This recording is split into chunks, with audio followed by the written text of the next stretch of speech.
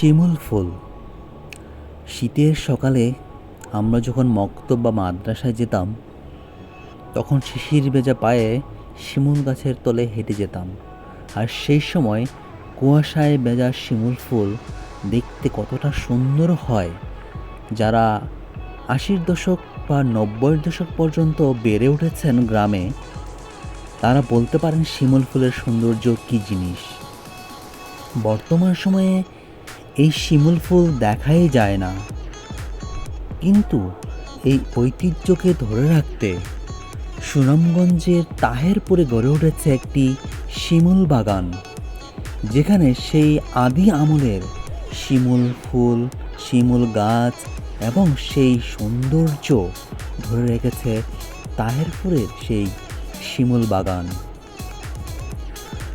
90-র দশক বা 2000 এই পর্যন্ত গ্রামে শিমুল ফুল বা শিমুল গাছ মোটামুটি দেখা যেত, কিন্তু বর্তমান সময়ে এই গাছটি প্রায় বিলুপ্ত।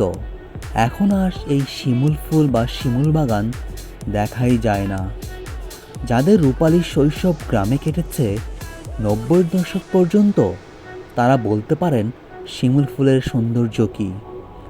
আমাদের ছোটোবেলায় আমরা শিমুল ফুল কুড়িয়ে মালা গেঁথেছি, সেই মালা গলায় পরে ঘুরেছি এবং শিমুল ফুলের যে কলি হয় সেটা দিয়ে লাটিমের মতো ঘুরিয়ে খেলেছি, যেটি বর্তমান সময়ের প্রজন্ম কিছুই বলতে পারবে না।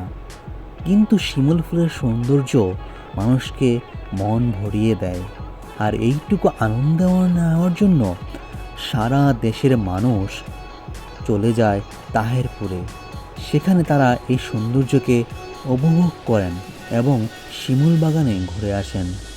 শীতের এই সময়টাতে গেলে তাহেরপুরের শিমুল বাগানে শিমুল ফুলের যে রাঙানি বাহার, সে লাল রঙে মানুষকে মুগ্ধ করে দেয় এবং সঙ্গে ঘোড়ায় চড়ে ঘোরা যায় পুরো শিমুল বাগান।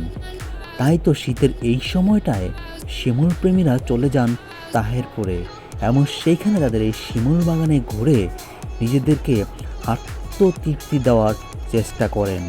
শীতের এই সময়টায় যেন তাহেরপুরে দর্শকদের ঢল নামে এই শিমুল বাগানে সেই ঐতিহ্যকে ধরে দেখতে।